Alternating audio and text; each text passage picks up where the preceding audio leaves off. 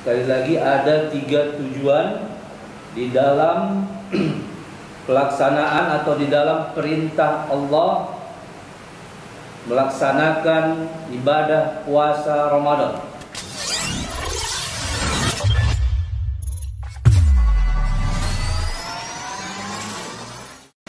Assalamualaikum warahmatullahi wabarakatuh.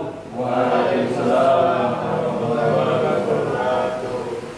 Alhamdulillahirabbil alamin wassalatu wassalamu ala asyrafil anbiya'i wal mursalin wa ala alihi wa ashabihi ajma'in. Tabi'in wa tabi'ut tabi'in wa ulama'il muttaqin. Puji syukur kehadirat Allah Subhanahu wa taala yang telah kembali mempertemukan kita pada kesempatan yang berbahagia ini, tepatnya pada kegiatan tausiah singkat di kantor redaksi suarapakar.com.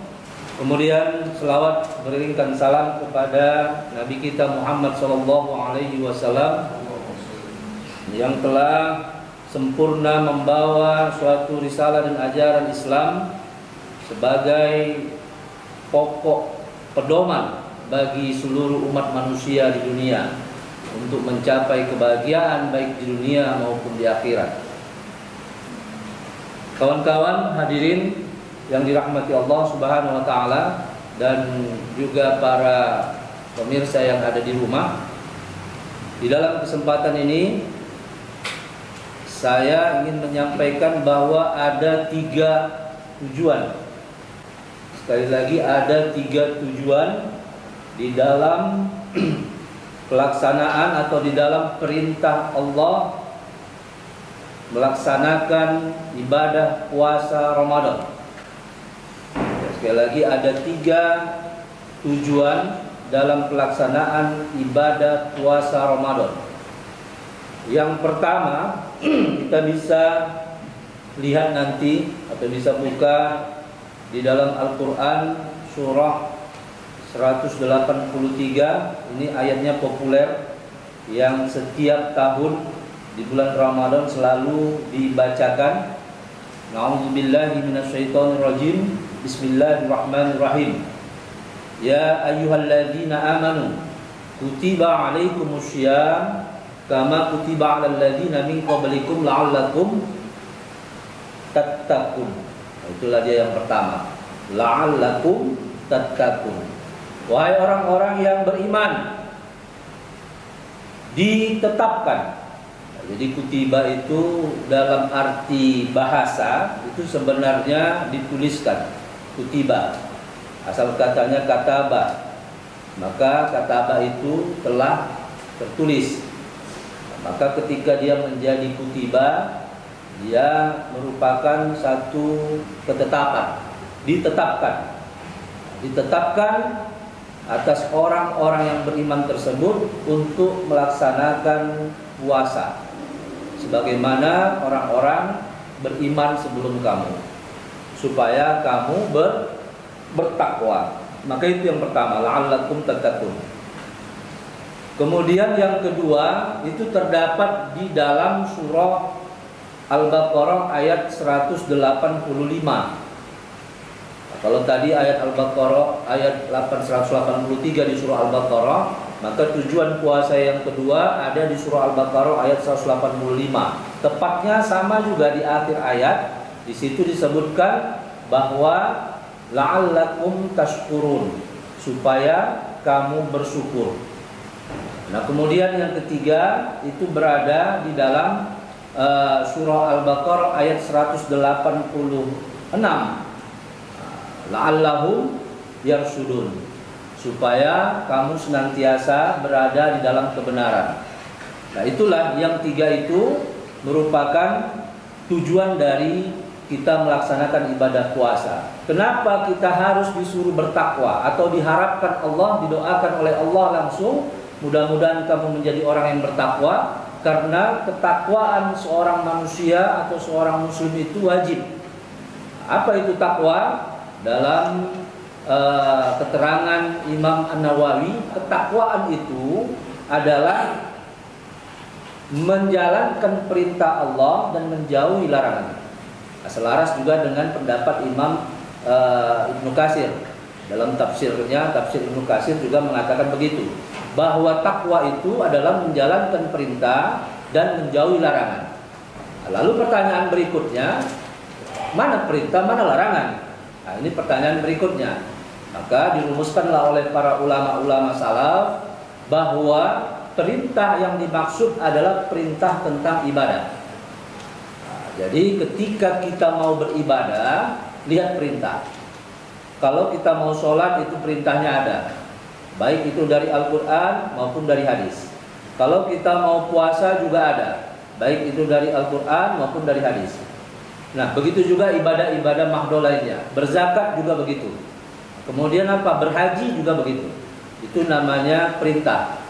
Nah, kemudian mana larangan? Larangan itu adalah semua aktivitas kita di dalam kehidupan dunia yang tidak diperintah, tetapi ada larangannya, jangan lakukan. Tetapi tidak ada larangannya, silakan lakukan. Itu urusan di dunia. Karena Rasulullah mengatakan, antum a'lamu fi umurid dunyakum. Kamu lebih mengetahui tentang urusan duniamu. Nah, jadi kalau sekarang ada ada kita menuntut ilmu-ilmu umum di dalam pendidikan kita, ya tidak ada masalah. Itu tidak ada larangan. Sebelum adanya larangan, maka silakan lakukan. Itulah larangan. Tetapi ketika sudah ada larangan, maka jangan dilakukan. Apa contohnya? Contohnya minuman keras. Minuman keras itu sampai 3 kali tahapan itu baru dilarang oleh Rasulullah. Nah, maka ketika tahapan-tahapan itu ataupun ketika sudah muncul larangan yang jelas, barulah tak boleh lagi kita lakukan. Kemudian apa lagi? La taqrabuz zina. Tidak boleh mendekati zina. Itu juga larangan. Kemudian apa lagi? Jangan kamu mengundi nasib. Nah, ini semua larangan. Nah, dulu itu orang sering mengundi nasib, meramal apa segala macam, dulu sering. Maka tidak boleh kita mengundi atau meramal-ramal nasib. Itu larangan. Nah, mungkin jelas sampai sini ya, antara perintah dengan larangan. Itulah yang disebut dengan takwa. Maka kalau kita sudah sampai taraf takwa itu, dengan berpuasa membuktikan seseorang itu akan naik kelas pada tingkatan takwa. Jadi kalau bolehlah kita urut kelasnya itu, pertama, urutan kelas pertama itu adalah seorang muslim. Setelah seorang muslim itu diuji, kemudian dia melaksanakan ibadah dan taat kepada Allah, maka naiklah dia kelasnya menjadi beriman. Nah, kemudian setelah dia beriman, Allah juga mengujinya. Maka di ayat Al-Baqarah ayat 183 tadi itu dijelaskan itu Allah itu memanggil orang-orang yang beriman. Artinya apa? Kalau nggak beriman ya belum masuk dia untuk kategori itu. Nah, artinya orang yang berimanlah yang akan terpanggil untuk melaksanakan ibadah puasa. Beratnya bukan main kalau orang tidak beriman melakukan ibadah puasa. Berat kali itu sama dia. Nah, jadi artinya bukan berarti orang itu lepas dari tanggung jawab itu. Tetapi Allah menginginkan semua orang muslim itu menjadi orang-orang yang beriman. Ketika dia menjadi orang yang beriman, taat dia melakukan sholat, kemudian taat kepada Allah dan Rasulnya, maka dia akan mudah melaksanakan puasa. Nah, itulah dia, dan kemudian tingkatan kelas berikutnya dia akan naik kelas menjadi orang yang bertakwa. Nah, itulah yang pertama, takwa tadi. Kemudian yang kedua adalah bersyukur. Bersyukur itu pun penting dan wajib. Apa yang mau dibuat kalau kita tidak bersyukur? Nggak ada jalan lain kecuali bersyukur. Itulah satu-satunya jalan yang diberikan Allah, bahwa nanti bisa dilihat di surah Al-Furqan ayat 12, bahwa di situ Allah menasihati Luqman sebenarnya, dan Luqman menasihati kepada anaknya, memberikan suatu pelajaran bahwa bersyukurlah kamu kepada Allah. Nah, artinya begitu, bahwa bersyukurlah kamu kepada Allah, karena bersyukur itu sesungguhnya keuntungannya bukan untuk Allah saja, tetapi kepada dirimu sendiri. Maka syukur itu sebenarnya merupakan satu keuntungan bagi diri manusia itu sendiri. Maka Allah tahu tidak ada jalan lain kecuali hanya mampu untuk bersyukur.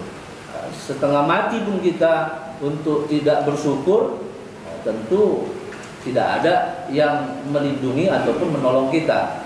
Maka satu-satunya cara harus bersyukur dengan apa yang ada.